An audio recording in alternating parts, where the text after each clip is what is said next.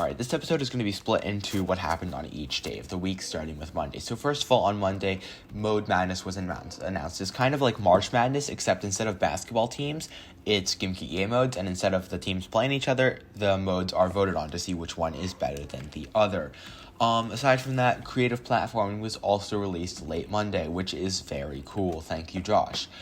Tuesday, the official announcement comes out because it was supposed to release on Tuesday, but there was also some controversy. As Immortal puts it, Josh ruins Don't Look Down. Basically, the physics of Don't Look Down changed with the release of Creative Platformer and makes all speed boosts, which is a speedrunning technique, way worse and more sluggish.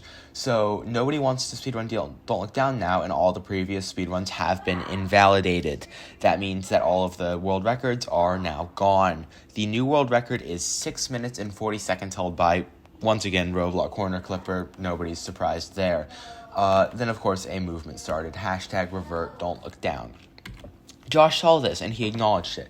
Here's what he said. He said that it wasn't his intention to change the physics and boost jumps with the release of creative platforming. It was just that when Don't Look Down was being made, they only focused on speed 1 and not higher player speeds. And when they were going to go make creative platforming, higher speeds felt super off, and so they made some tweaks, and that impacted Don't Look Down. Then he said he was going to go look into it, and he went off and he looked into it. Later that day, he came back, and sadly he said, "Hey y'all, looking into things, I don't think we're going to be able to bring back momentum jumps the way they were before." But he did say that he was going to talk to, I hope I get this right, Hiccup about this. Other stuff that happened on Tuesday, he answered a few questions. So he said that there are no plans currently on any platformer-exclusive devices, think like a boost pad or a spring, because they're very focused on the mining mode right now. But if they decide to do it, then they have some cool ideas for it.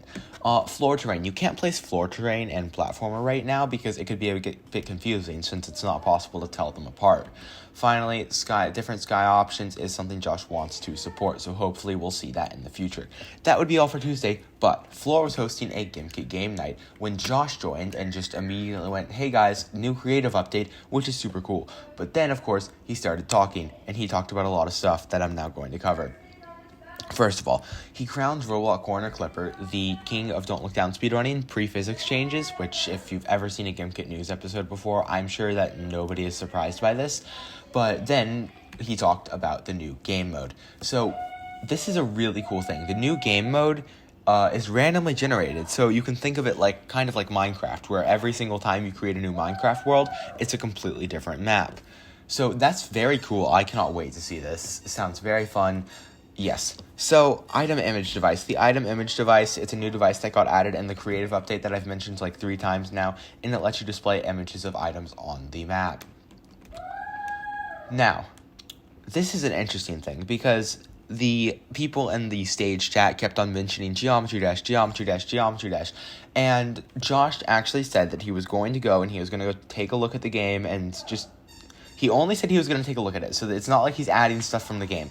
But he said he would take a look at the game and its editor and just really look at it. So it would be really, really cool if he takes a look at it and he decides to add some of the stuff from the game, because Geometry Dash's editor is generally regarded as one of the greatest game editors of all time, which is very cool.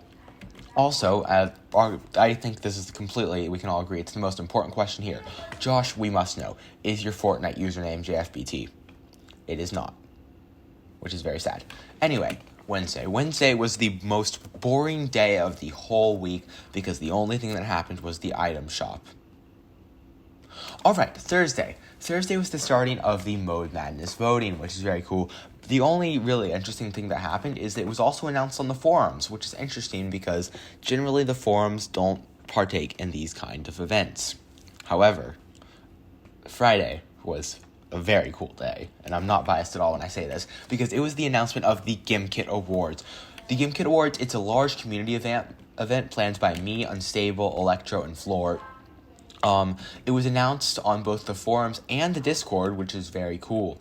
Now, basically, it's an award show, and it's split into a bunch of these little categories. Each category has a first, second, and third place with prizes. First place, 5,000 Gimbucks. Second place, 3,000 Gimbucks. Third place, 1,000 Gimbucks. That means there's a total of 90,000 Gimbucks up for grabs in this event.